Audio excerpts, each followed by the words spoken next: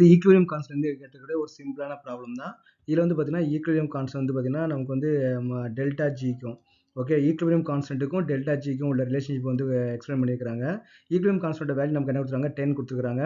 Delta ஜியோட value நமக்கு என்னன்னா கேட்டுக்கிறாங்க இல்லையா. அப்போ டெல்டா ஜிக்கு நம்ம கேசிக்கு என்ன relationship delta G is equal to -2.303 RT log வந்து நமக்கு என்ன வருதுன்னா log KC okay log KC. அப்போ நம்ம இது வேல்யூலாம் சப்ஸ்டிட் பண்ணால் நமக்கு என்ன வரும் -2.303 ஆரோட வேல்யூ என்னது 8.314 டெம்பரேச்சர் என்ன பார்த்தீங்கன்னா 300 கெல்வின் கொடுத்துருக்காங்க. இன்ட்டு லாக் கேசியோட வேல்யூ என்ன கொடுத்துருக்காங்கன்னா 10 வந்து கொடுத்துருக்காங்க.